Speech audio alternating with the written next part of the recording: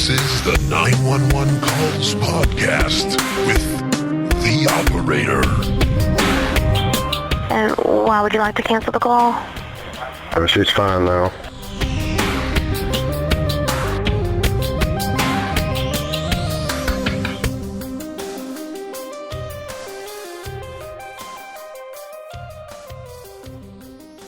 Oh, well, hello there, Jessica. Hi, hello there, operator. Hello. Hey, in the Uncut, we were talking about familicide for a second and how there was a natural, as you noticed, there was a natural Briefly talked about familicide. Yeah, because we made a natural segue from fashion to familicide. Sure. Okay. Chase made the astute observation that the only association between those two correlation was the letter F, and that's just about true. But you know what? It has a lot to do with the episode. So I wanted to extend that conversation about familicide for a minute. Okay. I was like, fashion? Oh, gosh. Yeah, let's extend the fashion conversation. Please don't. No. So on the Uncut, we talked a little bit about familicide, and I was talking about how in the 20th century in the U.S., there were about 900 cases of mass murder, and that familicide accounts for a large percentage of those. And it kind of stands to reason. You know, the police draw a correlation off the front of any murder case. You know, often they're like, well, it's often a family member. Right. If a woman dies, look at the husband first, you know, that kind of a thing. So it's not. What was the percentage again? I don't have the percentage. Do I have the percentage? I thought I had the percentage. I thought you'd said over half. Did you not? Let me see. 909 victims of mass murder were part of a familicide. Yeah. Over half. Yes, over half of the 909. Yes. So that's a pretty good number. So familicide's pretty rare, but still they're the most common form of mass killing. It's like being the most popular type of dental surgery, you know, not really something to brag about.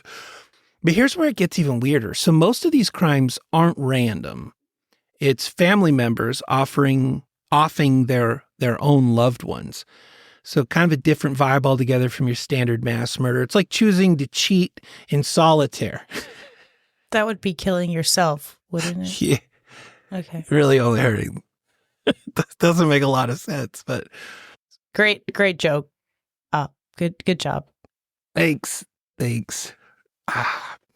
There's this study that was done in Ohio that looked at 30 cases and found that most of the tragedies happened because a parent wanted to end their children's suffering. Now, it's interesting that this wasn't just a study that was done in Ohio. These were 30 cases of familicide in Ohio.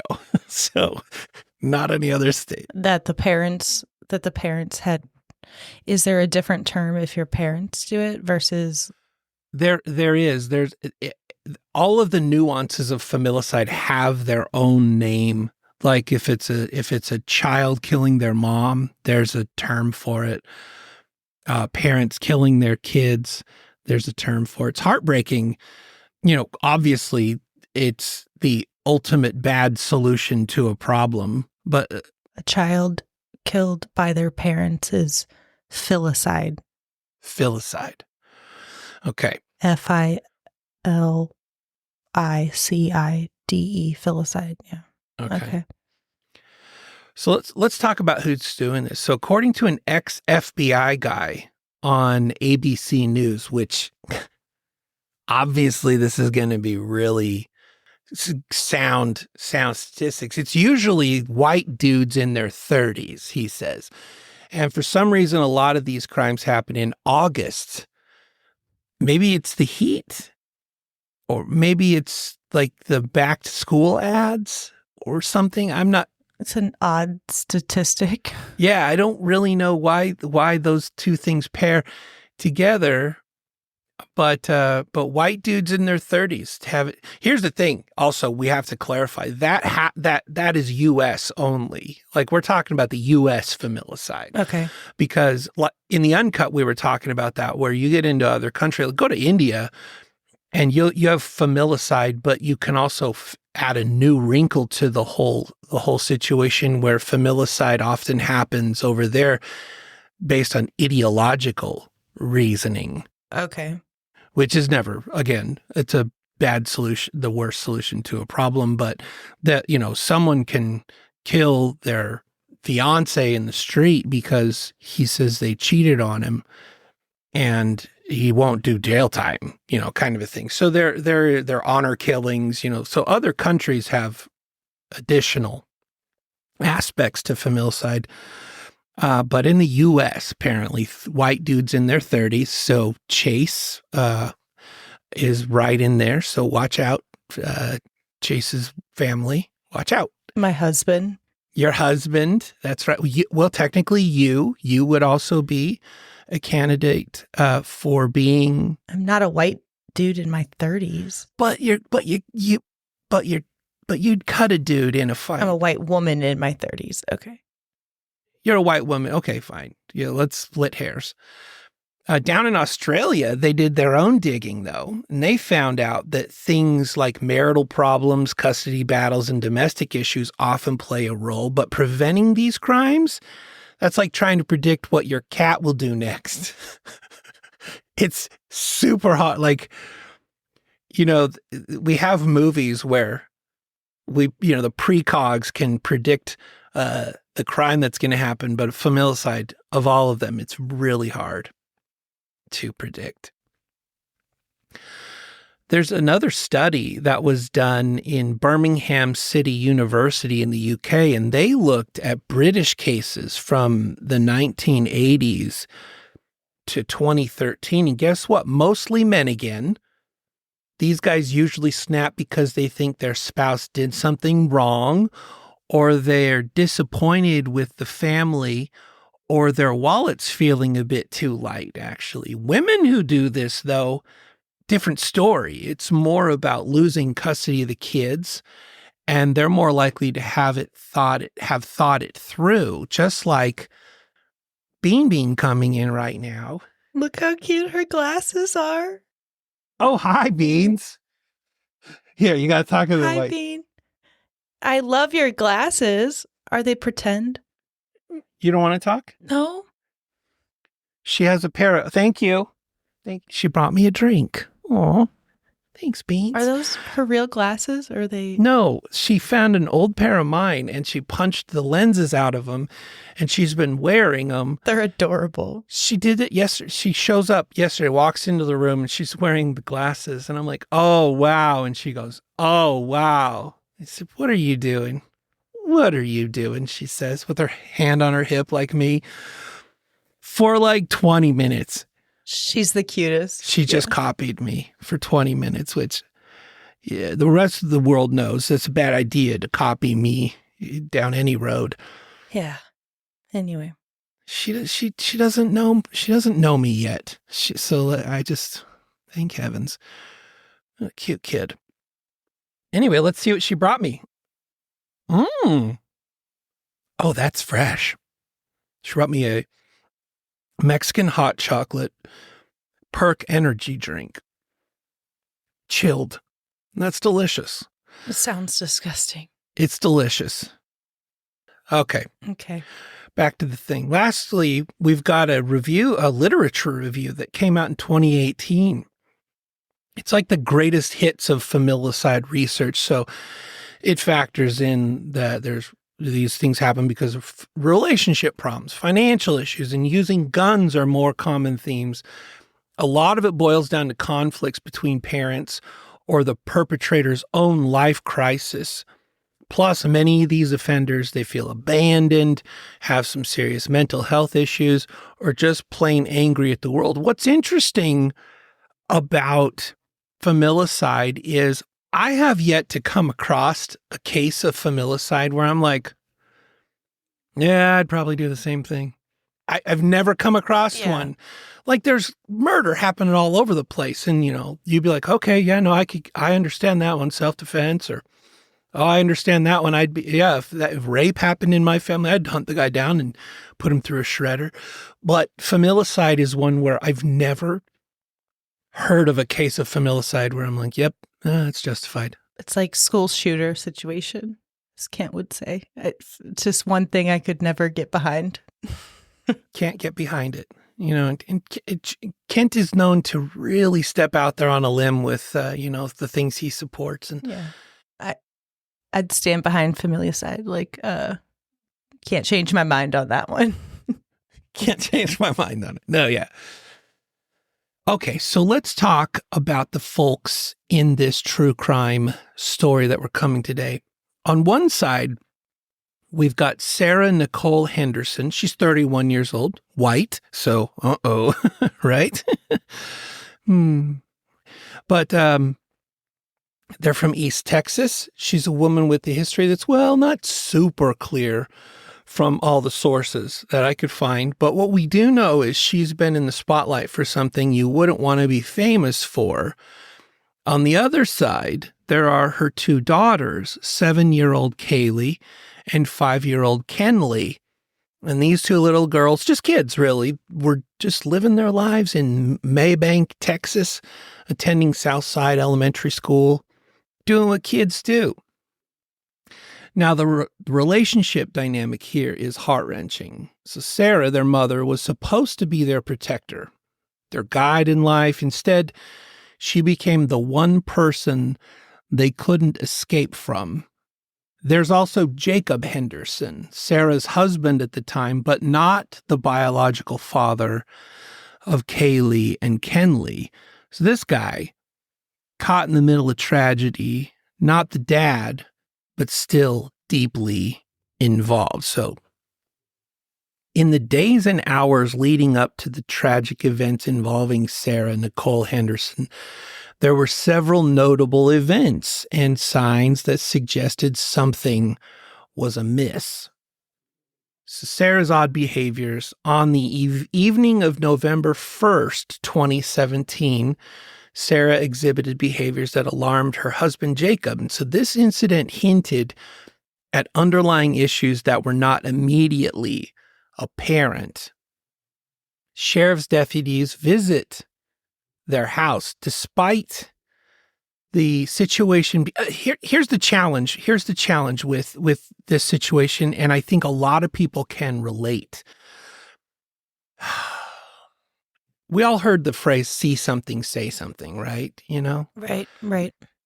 It's hard to do. Like, have you ever had a see something, say something situation? I mean, nothing that wasn't apparent to everyone else around too. Nobody's ever confided in me. No, I don't know. Have you ever seen something sus out on the street and you're like, I'm going to call that in? Oh, yeah. On our street, we know every single person. It's a very we're close with all of our neighbors. Uh-huh. And if, a couple times, there's been random people lingering. One time someone was sitting by my neighbor's trash can for 3 hours. And I was like, I'm just going to call and have somebody drive by because it was just odd behavior. Did they do a wellness check? Do you know? Yeah, they just asked him, what are you doing here? And he's like, oh, I'm waiting for somebody. It's well, why are you waiting in the middle of the street? Normally you wait on the corner of a street or something. It was just, and why do you have your shoes off? It's just really random. So it just turned out to be sort of a transient of sorts that just... Yeah. Decided to stop. But that's hard, right? I mean, those kind of situations are hard because suddenly your world gets really small. You're looking through your window. There's a guy out there without his shoes on. And you're like, this could just be a normal guy who just doesn't have anywhere to be. Or he could be. Right. And before that, I had asked, because my in-laws live next door. And I asked him, my father, and I'm like, how long has he been? We kind of all, and then the older guy across the street, he had been kind of on edge of, like, it was just odd behavior. So we kind of all collectively decided, like, hey, well, maybe we'll just have somebody come by. And, when I called, and when you call, in my town at least, they ask you, is this an emergency or can you hold? Like, do you need immediate attention? Right. And it's like, no, I can hold. It's not. So I waited, and then I told him, and he's like, oh, no, we understand. Appreciate you calling. Yeah. So.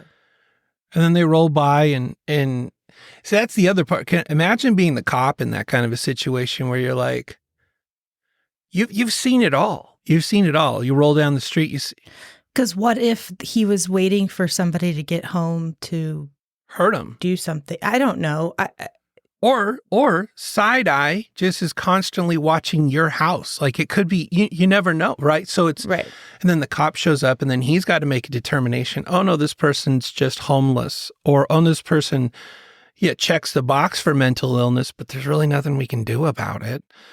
And also, if I lived in like a bigger community, it would probably be no big deal. But like, the same cars come down my street. The same people have the same routines. We all kind of know when someone's here or there. It's just when someone's out of place, it stands out, if that makes sense. So it could be different in other situations if you live in like a busy city or something, I don't know. Well, and that's true. That's true. When you live in like a more urban environment, you're not used to seeing, the number of things that end up being routine in your environment are minimized. So your code red, is not the same. It doesn't tip off the same way as, like, for example, good case in point is our neighborhood here. I live right across the street from the school. It's weird. I like sit up in my bed and I'm staring at an elementary school out the window right across the street, a good bit across the street. So, they don't feel like it's awkward when I stand up from bed and no one can see. Me stop. Cry.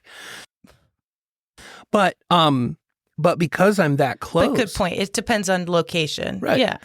Where I'm at proximity-wise, when school gets out, or just before, my whole street fills up with, like, parents' cars just waiting. So I'll have 2 cars in front of my house, 2 minivans just sitting there lurking. Right. So it really does depend. My see something, say something. I kind of alluded to part of it the other day. I gave that fun fact to Know and Share about parking lot stop signs, how they're not enforceable. And the way I found out about that was because I was driving down this road one time and there was this car that was almost clipped my car coming over into my lane, driving high rates of speed and everything. And I had never done this before, but I called 911 and I was like, hey, I'm behind a car that is driving erratically all over the road. I don't know if they're on something, but it's extremely aggressive, maneuvering and everything. They're like, okay, well, where are they headed? And, I gave them the directions and everything. And then I was like, they're actually turning into the shopping center parking lots that I'm going into. And they're like, okay, where is that? And so I told them, and I'm like, okay, all right, somebody's got to come. The guy just about hit a lady in the crosswalk. He just ran the stop sign and almost hit the lady. Did he hit the lady? No, he didn't hit the lady. Oh, crap, he just ran another stop sign. And they're like, all right, so what parking? You're in a parking lot? And wait, we need that 911 call. I was so mad because this person had no regard, right? And just as he ran the second stop sign in the parking lot, I saw a police car get behind me. And I'm like, okay, I think they're here. And she says, yeah, unfortunately, the problem is if he hits them in the crosswalk, then there's something to talk about. But unfortunately, if he's just rolling through those stop signs, there's nothing we can do about it. Come to find out, I'm the one that called. So I wanted to make sure that I was there. And the guy pulls into the parking lot at Ross Dress for Less. I pull into the parking lot and stop. The cop pulls behind him. Kid jumps out of the car. Cop gets out of the car. I'm not, I roll my window down, but I'm staying out of it. And he was just late for work. So, he's just driving fast. He was late for work. Can I go now, officer? I'm already late for work. Can I go? I mean, But then I talked to the cop and he's like, yeah, this is one of those frustrating situations where it's like you just kind of hope that they don't make it into a crime. But there's not a lot he said, I wasn't there when he was acting evasively on the road, so I don't have anything to charge him with. And then running the stop signs in a parking lot, unless he hits the lady with the shopping cart, there's not enforceable. So I was like, awesome. Okay, bye. Oh, made me so mad. Our little rule follower. I love to see something, say something concept, but that right there, that one sealed it for me where I'm like, I don't want to be that. I don't want to seem petty. I don't want to be the alarmist. And I think that's the problem with see something, say something is people don't want to get in the middle of it because who wants to look like a fool like that? Who wants to look like a fool? I called, I was trying to avert a crime or something from happening. And the cop's like, sorry, you overreacted. Like, won't do that again. Right. You don't want to be that neighbor or something. Yeah. Because I think in certain communities, it's probably more likely that, for example, when we lived in an apartment complex, it was all white people around us, older people. They called the cops all the time for every single little thing. And then I think there's other communities that probably, even if the cops showed up, they won't say anything. Yeah. What's funny is we make fun, we generalize all the time, right? But we make fun of the gated community people because they're constantly like, what are you doing here? What are you doing here? This is a gated community. So we're mocking them. Yeah. But if I were to just go and walk down in some streets downtown Birmingham, I will get beat up. So we're all territorial. We're just territorial in different ways, right? Different ways. Yeah. And circling back, that's actually a thing when it comes to familicide is suddenly the person that's perpetrating the crime in familicide suddenly feels like the world is extremely small around them, that there's no other way out, that irrevocable damage has been done in one of many ways, and it's crazy the way it goes. So let's talk about a little bit of the calm before the storm here. And let's kick it off with our first 911 call of the evening for Jacob and Sarah. How about that? Should we do it? Yes, now that we've went on a tangent, but I'm ready as I'm going to be, I guess. I'm as ready as I'm going to be too. Just so you know, I hate the voice in my head is constantly telling me I've talked too long, and I know that. It's just not built into the script, so that's okay. Okay. We're here for it. Yeah. Okay. Here's the call. Yeah, man, this is Trisha. Yes, ma'am. I was wondering if you get somebody to come out here and check my wife out. What's the address of the emergency? And what city? Plain Drive. You may think that's it. Okay, give me just one moment, please. Oh. Good luck. Hello, you have reached the Gumbel City Police Department non-emergent. Please hold a moment. Gumbel City. Yes, this is Patricia from EMS. Did you transfer over the call Forest Lane, Gumbel City? Yes, ma'am, and then Pain Spring. Do you have a phone number or be disconnected? Yes, I do. Okay. It's 903-880. And I knew Texas. And you said it was a Pain City? Pain Springs? Pain Springs. Okay, ma'am, thank you. Uh-huh. Hello? Yes, sir. This is Trisha from EMS. We got disconnected. Yes, ma'am. Okay, tell me exactly what's going on. My wife, she's got, I don't know, something going on with that. Okay. Can you describe what's going on? The symptoms? Like she's freaking out like somebody got hit her. Okay, give us just one moment. And she won't listen to me. You won't talk to me. Sir, what subdivision are you in? Forgotten Acres. Sir, give me just 1 second. We're going to get help on the way. I'm putting in some information. Okay. Okay, thank you. Don't hang up. Stay on the line with me, okay? Okay. I'm going to. Yeah, It's one going from what that. well, about good. Okay, are you with the patient now? Yes, ma'am. Okay, how old is the patient? 29. Is she awake? Okay, I promise. Yes, ma'am. Is she breathing? Yes, ma'am. She's saying she's alright now. Is she violent? No, ma'am. She's saying she's fine now.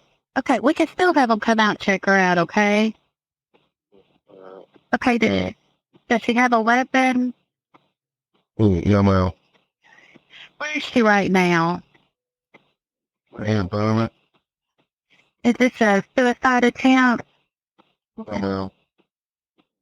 Is she thinking about committing suicide? No. Is she completely alert? Yeah, just in a different state of mind. Okay, is she responding appropriately? Sir, Yeah. Yes, ma'am. I said to the paramedics to help you now. Stay on the line. I'll tell you exactly what to do next. If it's safe to do so, observe her continuously. If it's safe to do so, protect her from herself. Okay, give me just a moment. Okay, reassure her that help is on the way. For now, don't let her have anything to eat or drink. It might make her sick or cause further problems. Okay. Just let her rest in the most comfortable position and wait for help to arrive, okay? Okay. Okay, I want you to watch her very closely. If she becomes less awake and vomits, quickly turn her on her side. And before the responders arrive, please put away any pets, gather her medication, unlock the door, turn on the outside lights or vehicle hazard lights. Have someone flag down the paramedics. If she gets worse in any way, call us back immediately for further instructions, okay? Okay, well, like I said, she said she's fine now. Okay, well, they're still on their way and they can check her out when they get there, okay? Okay. All right, thank you. Yeah. All right. So again, this is one of those situations you can hear it in his voice. This is the see something, say something. He knows his wife well. And he knows her well enough to think, okay, I got to call. I got to call on this. So he calls, and then you can even hear it in his voice. He's like, all right, well, she says she's all right now. Right.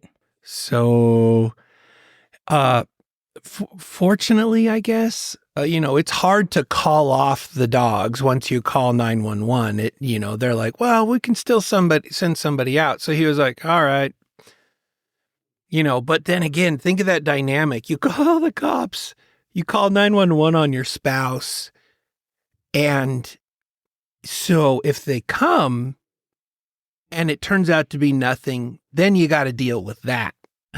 Right? Like, Yeah, you're going to hear about that for years. Every barbecue, they're going to be across the room going, you called the cops on me, didn't you? You didn't? And what happened? Oh, nothing happened. Frustrating. So he's in a bit of a bind. So that leads to the next call that he makes to 911. Let's go ahead and we'll play that one. Here we go. EMS, this is Desiree. Yes, ma'am. I just talked to a lady in a while ago about sending someone out. Okay.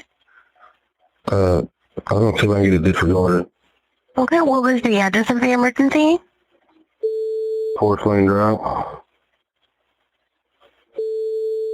Forest Lane Drive. Yes, ma'am. Give me just a second, okay, to get that call pulled up.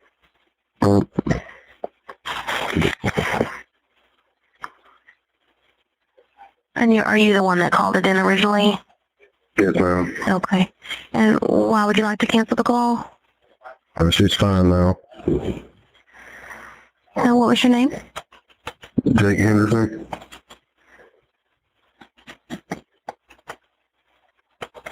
Okay, so just let me verify. You want to cancel the ambulance at this time? Yes, ma'am. Okay. Okay, I'll let them know, okay? Thank you. You're welcome. Bye-bye.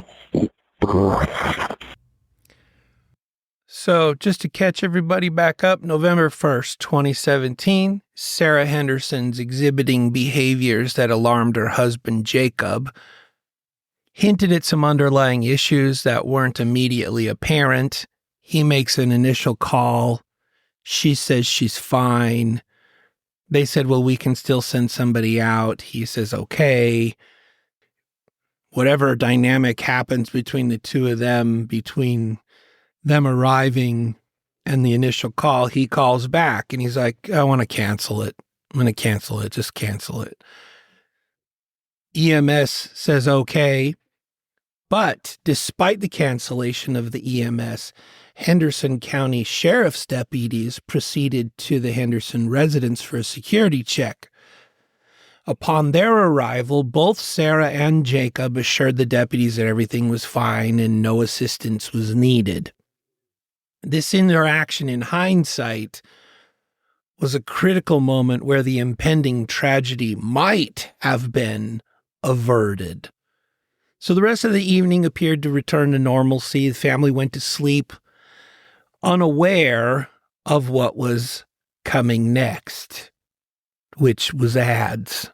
Really? So we have to pay the bills, and we're already 36 minutes in. So I've got to pay the bills. Okay, we're back. We're back, and we're ready to listen to the final chapter in this saga. They did make it, the police did go check, but they both came outside and said everything was fine. Mm-hmm. Yep. Both of Okay. them came out, probably for different reasons. You know, she just wants everything to go back to normal. Right. And he doesn't want any more problems than he, may have already caused, right? And so they're both kind of in their own camp as far as what's going on. I feel like this is obviously going to go badly, but go ahead. Wouldn't it be amazing if like nothing happened? I changed the whole premise of the whole show to be just like nothing ever happened. Good, another good call. Roll the credits. It's something you might do. I would not. Yeah, it's okay. Okay, go ahead. I would. I wouldn't put it past me. So here we are. Cops have just left. They put the kids to sleep. They go to bed. And then Jacob calls 911 again. And here we go. Henderson County 911. Yes.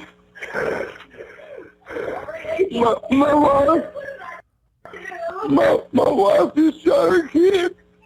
Okay, is this Jacob? Yes. Okay, what is your wife's name? She's trying to commit suicide now. She's trying to choke herself. Oh, I know that. Why do you keep grabbing your neck? What is her name, sir? Sarah Henderson. Sarah Henderson? Yes, sir. Okay. And what does your house look like? Inside, No, the outside. What's the house look like on the outside? tan and brown. Tan?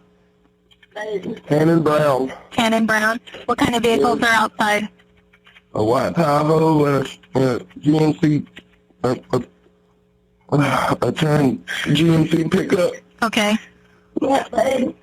I can't. You can't what? All right, and how old are the children? 7 and 5.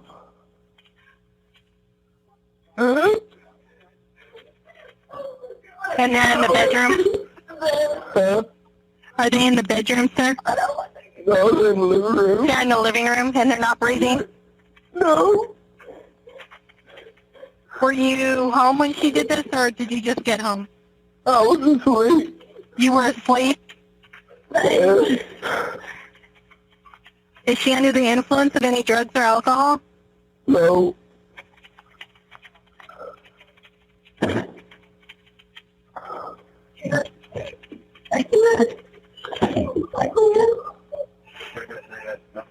And you have the weapon now, sir? Yes, ma'am, I got it. Okay. Please don't. God forgive me. Please. Are there any other weapons in the house? Yes. Okay. Does she have access to them, or are you keeping her from doing that? No, I'm trying to.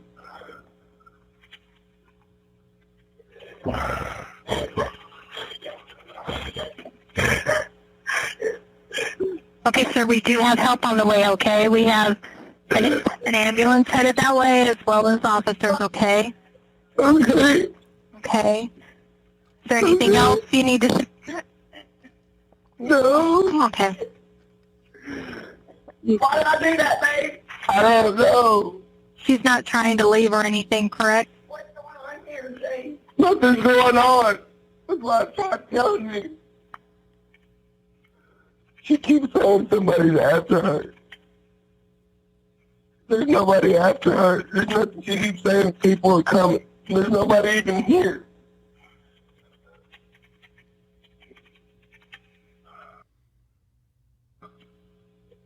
And she hasn't been under the influence of any type of drugs or anything? No. What did I do, Lord? What did I do? What did I do, God? What did I do, God? Baby. Please get off the phone. Why? No. Stop. Get off the phone. For what? Get off the phone. Why? Do you know her date of birth, Jacob? 1/29/88. Okay. I'm going to just keep you on the phone with me, okay? Okay. What? What? What? Shill. God damn. You spell her name S-A-R-A-H? Yes, ma'am. Okay.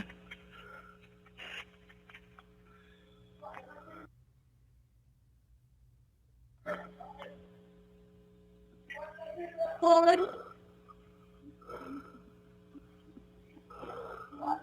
God, why? She's not trying to leave or anything, is she? No. Okay.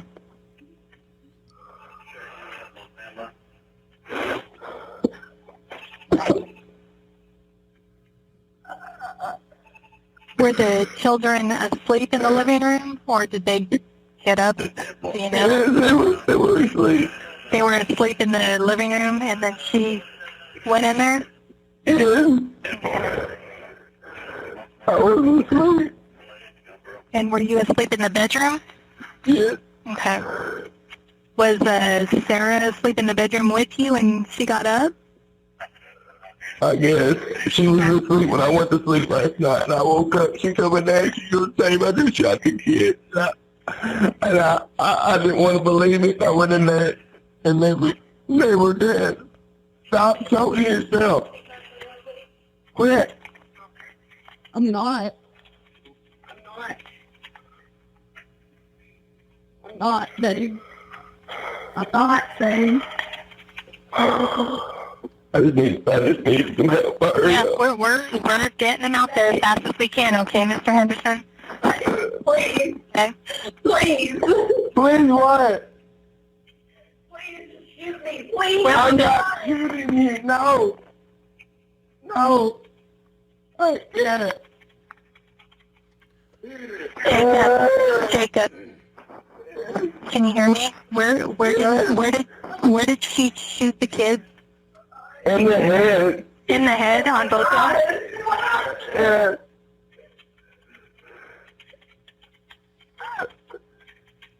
Okay.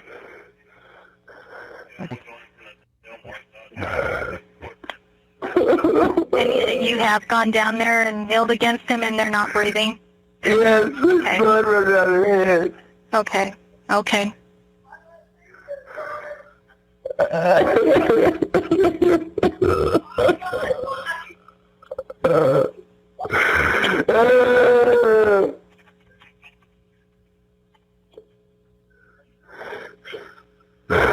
Drake. Drake. Why did you tell me to calm down? I told you that last night. You said you were fine.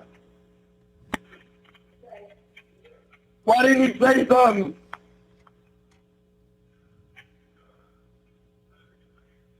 Jacob, what's your date of birth? 11/1986. Okay.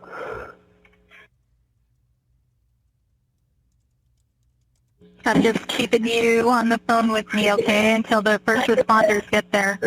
Okay. Okay. What? What, babe? What? What? No. Quit.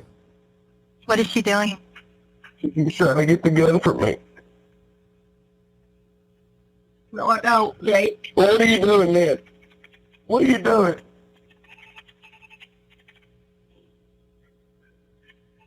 Did you sit over me with this gun too? Don't lie to me. What?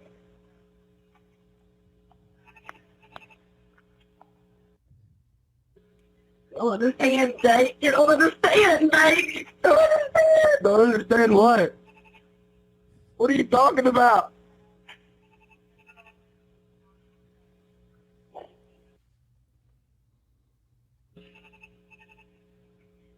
I don't understand at all.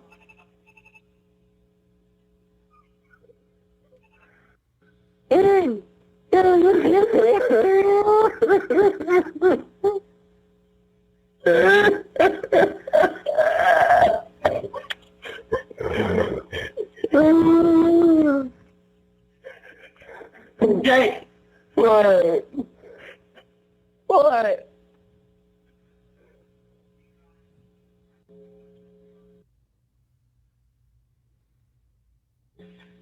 I'm sorry. Why though? Why? Why? Why?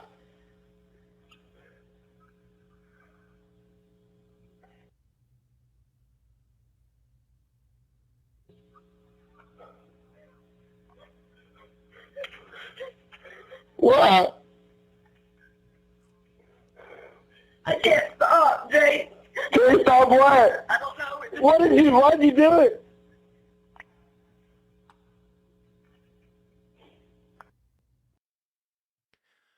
Okay.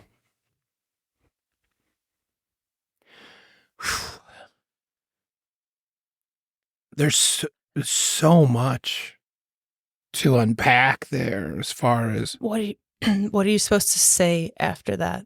What do you... yeah. A couple things that came to mind while I was listening to that was one, obviously how surreal the situation was that they were both sitting in, whatever frame of mind, state of mind she was in. Him waking up from a cold sleep to this absolute nightmare. And then there was this other thing that I just kept coming into my mind as I was listening to. Imagine the dynamic that's at play there. Just the, I don't know what you'd call it, maybe the size and strength disparity, where left to her own devices in her mental state, she grabs a gun and goes and kills both of her kids. And then imagine the surreal state of being this man who is much more physically imposing than she is, wrestles the gun away from her. By the way, the reason he woke up was because he heard click, click. So she had tried to kill him as well. Oh my gosh. He wakes up, wrestles the gun away from her, and then is on 911. And have you ever seen or been a part of one of those situations where you've got the towering person who's holding something from the little person who's like, no, stop, just get away. Like, that's the size difference we're talking about. So this little monster of whatever's happened that turned her into a monster. Now she's powerless because he's awake and he has the gun, and she keeps trying to get the gun from him. But there's such a disparity in size and power that he's just like, no, stop, get away. Like there's no more struggle. That to me, it's just surreal. It's not like this. Like if it were two people that were equally powered, that 911 call would be punctuated by scuffle. You know, it's like he's trying to get the gun, and Right. But that's what makes it even more surreal is that while they're on the call, she keeps trying to kill people, either herself or get the gun from him. She's trying to choke herself. She's like that he had to see that whole scene, and then I mean, obviously It's like you just go into fight mode. I think you just go into fight or flight. Like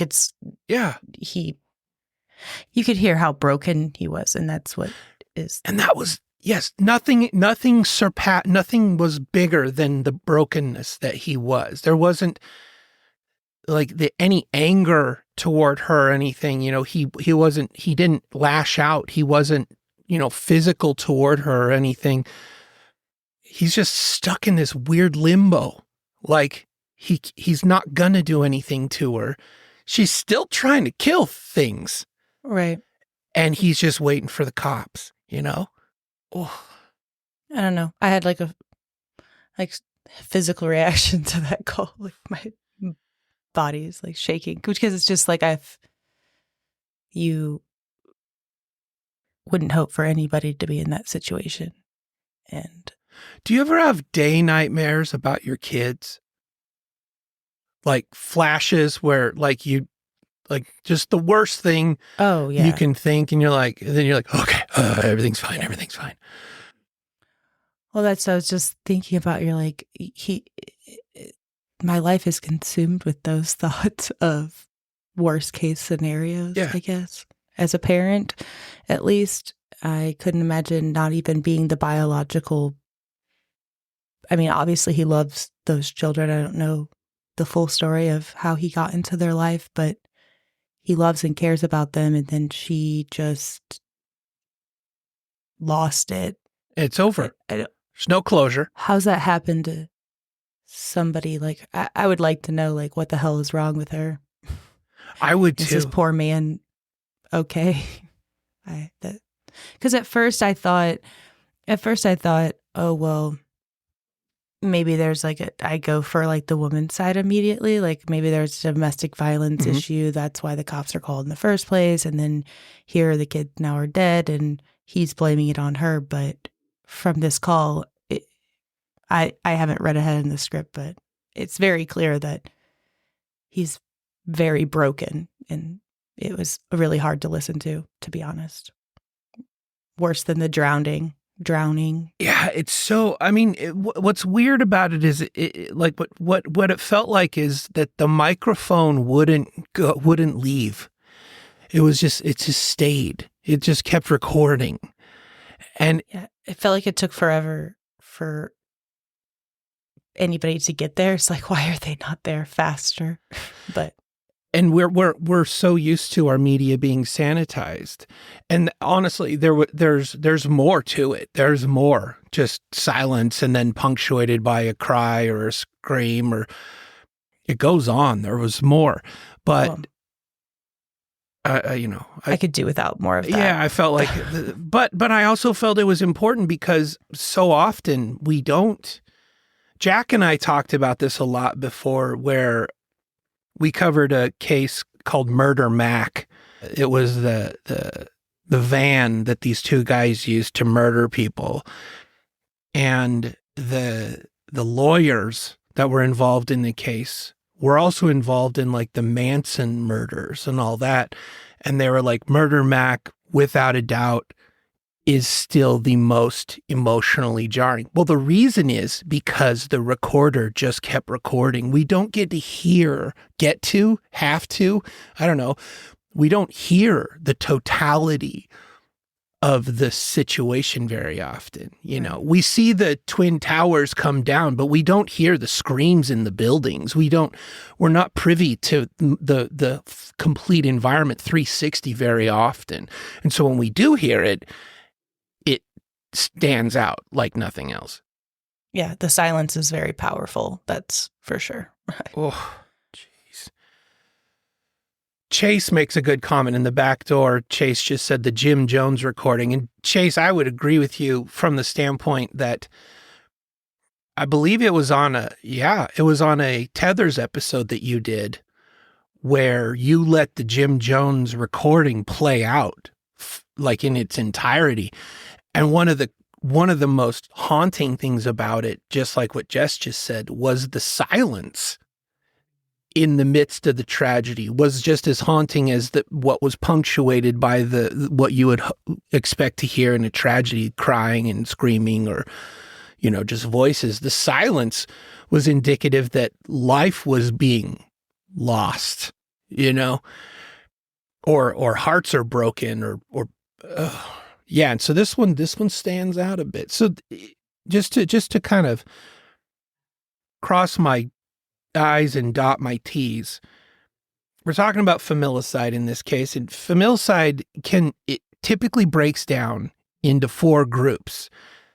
You've got anomic, disappointed, self-righteous, and paranoid. And so based on this, so like the anomic killer sees his family purely as a status symbol. We've probably heard about these kind of cases where maybe his economic status collapses and he sees his family as surplus to requirements. And so he thins the herd in that way.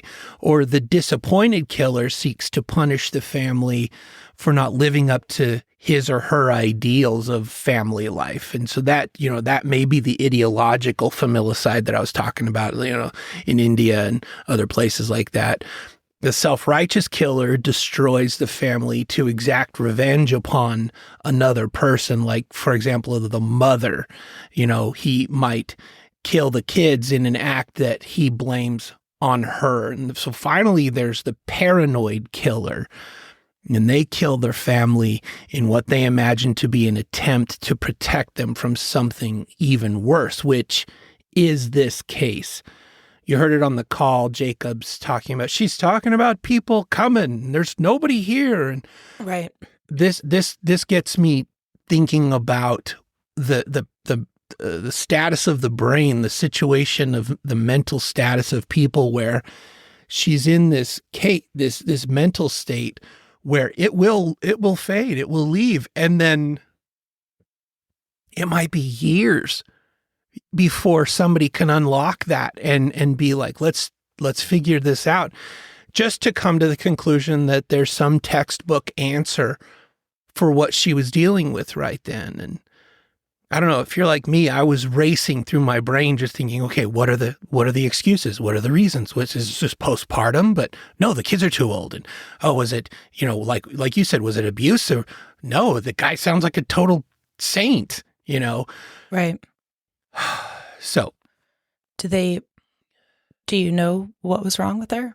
Do they talk about it? You talk about it? Because that's what I'm like. Obviously, she has major mental health issues.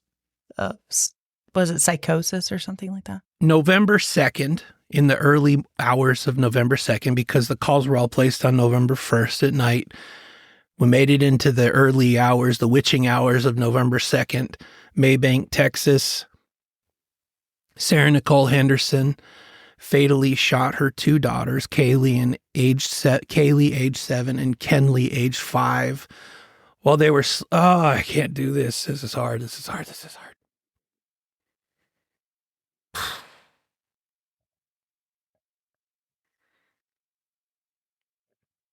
Yeah, we were talking about like kind of those day nightmares that you have. And while I sit here, I get little ring notifications on my phone.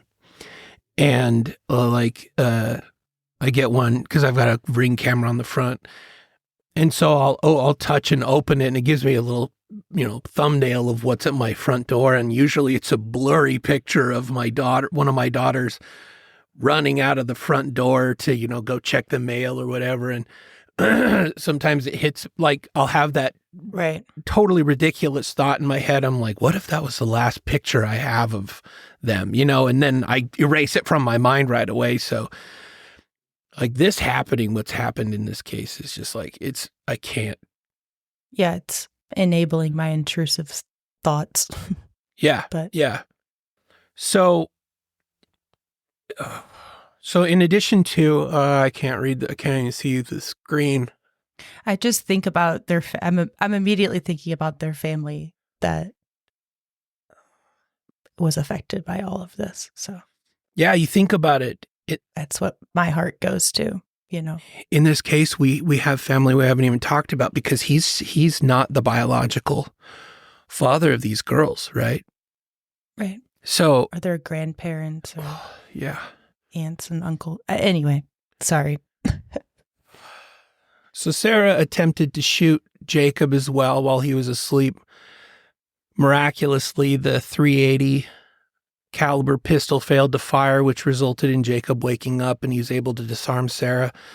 Call 911. Sarah's voice, as we know, could be heard in the background expressing confusion and asking, "What did I do, Lord?" Following the 911 call, law enforcement arrived at the scene, and Sarah Nicole Henderson was arrested. The investigation that followed uncovered the shocking premeditation of the crime, as Sarah had been planning to kill her daughters and husband for several weeks. What?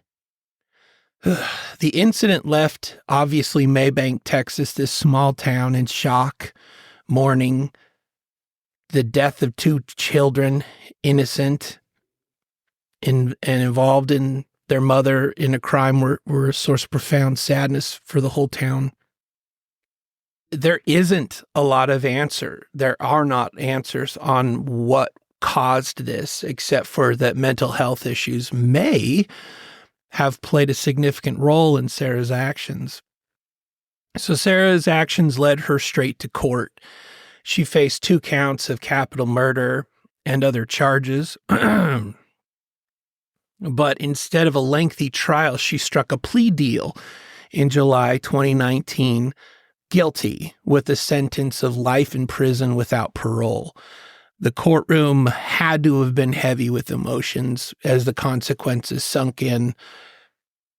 The aftermath of this tragedy is as sad as you'd expect. 2 young lives cut short, family shattered, a community in shock. Sarah's behind bars, probably going to wrestle with her actions every day, knowing that, I don't know, whatever mental issues she was having at that time are probably going to ebb and flow, and she'll have moments of clarity. And I can't imagine that for her either, that this isn't the Sarah Henderson that most people knew, and that whatever mental issues she was dealing with were sort of a blip on the radar of the rest of her life. And now, in those moments in clarity, she's, in an orange jumpsuit, going to be able to review the tragedy in 4K for the rest of her life. She avoided the death penalty by taking a plea deal, I guess. Yeah. It's just she avoided a trial. Well, she averted the trial by pleading guilty. Right, because if she went to trial, it's Texas, the death penalty is on the table for capital murder. Yep. So Yep. I assume in 2017. Yep.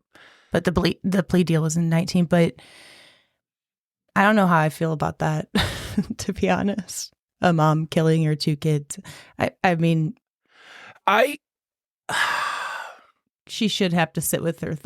I don't know. Maybe that sounds cold, but Well, it sounds cold, but also at the same time, as a mother, can you think of a more intense hell than sitting with your actions, living to sit with your actions? right. So good. She didn't get the death penalty, but if you're planning this for 2 weeks, like, Yeah, again, like, if anybody has feelings of this, please go get help. Like, you need to talk to somebody because this wasn't done on a whim for her. right. Something was going on, and maybe it could have been going on for years. Who knows? But seek help, because it shouldn't have to end this way with 2 little girls losing their life. So The tragic part, I think, about this type of situation is when somebody gets to the point where they are paranoid and they feel like there's people coming for them. Normally, they fall into one of 2 categories. They're either telling the world, and it's such a ridiculous thing to say that your husband or your significant other and everybody around, as they hear you saying these things, they're like, no, sir, there's nobody. Nope. Nope. And so everybody kind of just chalks it up to, a mental crisis. And then that falls into 2 categories, either a mental crisis where the husband is like, we've got to be proactive about this and get you help, or I don't know what to do about this. And that's probably where Jacob was, right.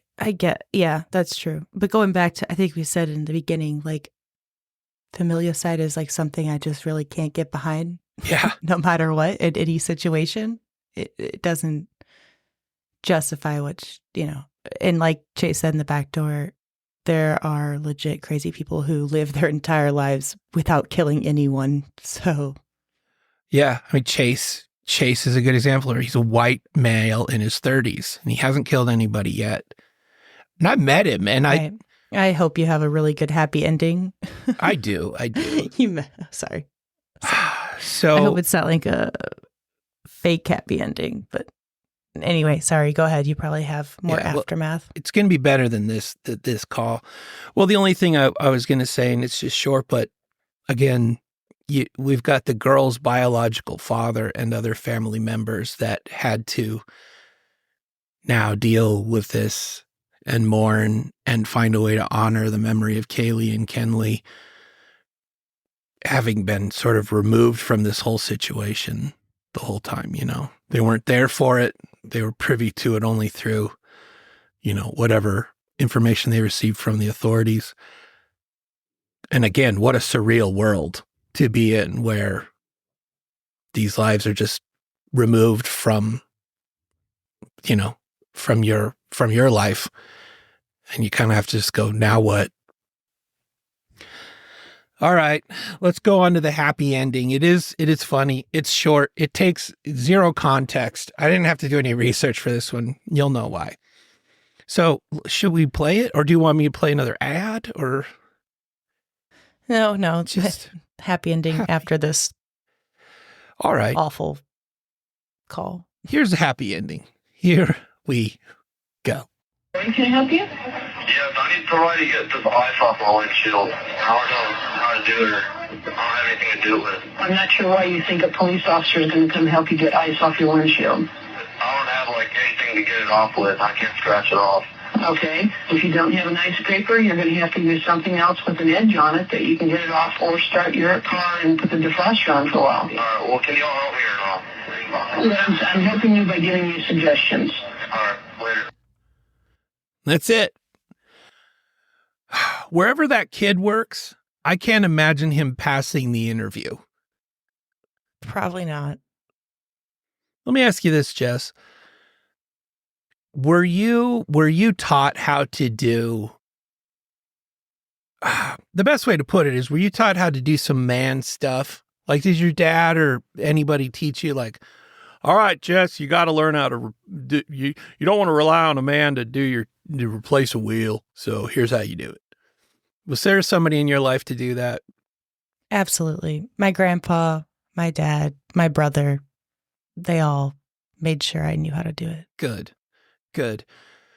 I wonder sometimes if there is a YouTube channel, and if so, if you know of this kind of thing, and I feel like there has to be something like this, but there should be a YouTube channel out there that's just made for these certain situations where you learn how to change your own oil.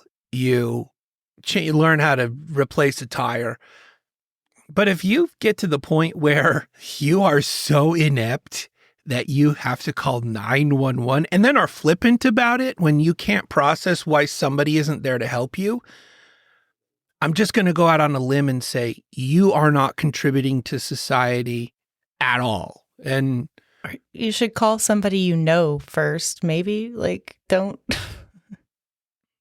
You should call like your friend or your mom. Yeah. This right here. Yeah. Call, look around and find a kid. Find a child. They'll give you answers on this. And this is why I chuckle. Like I just read the headline where the governor of California raised the minimum wage to $20 an hour. And then I think of this kid and I'm like, man, no. Yeah. Let's not go down that rabbit hole. But Chase said there is a YouTube called Dad, How Do I? Oh, really? Okay. Dad, How Do I? Yeah. I knew there was. I didn't know the name, but I mean, not everybody has somebody in their life to teach them, I guess. But nowadays, there's this YouTube. I think more than this kid's self-entitlement like trumped his desperation. Like, so you're not going to help me? All right. Like use your brain. And she even gave him some good ideas. She's like, oh, maybe turn your car on. Let the heat do the work. It's like, yeah. Where do you live that anyway? Well, that's all I have. I want to thank Sarah Wilson for doing the research and writing research on this episode. Sarah, my actual sister. Thank you, Sarah. Did the research for this one back in the summer. And thank you for doing that. This was a heavy one. And if you liked this and you want more of it and you didn't hear the uncut, you can get the uncut. Go to Patreon or go to 1159plus.com. Or if you got lazy fingers, scroll up and you're on Apple Podcast, scroll up, you can find our channels and you can help pay the bills so that we don't have to just rely on the whatever ad you heard me fumble through on this episode. So, or just give us a 5-star rating. That would be awesome. Yeah. 5 stars are always good. Be critical. Yeah. Say whatever you want, but 5-star it up. Funny observation I made the other day with regard to our ratings is we get 1 stars and 5 stars. Like there's nobody in the middle. Like, and the funny thing is if you went through and tabulated all the 1 stars, I have to try to be humble about it because when I look at them, probably 80% of the 1-star reviews we get are people that love or loved the show and left for one reason or another. And so I take that as a compliment, but I also take it as we created something and then we hurt something so badly that there's no middle ground for these people anymore. They're just like, it's like a bad divorce, So if you haven't felt like divorcing us yet, 5-star, be great. Even if you want to be critical, even just, go for something other than a 1, please. Just thanks for hanging on. Yeah, thanks for hanging on. Will it change? I don't know. Probably. Who knows? You know what? Next week it's probably just going to be Jess. No, dear. No. The look in your eyes just now when I said that. That's fun. All right. All right. Hugs, everybody. Bye.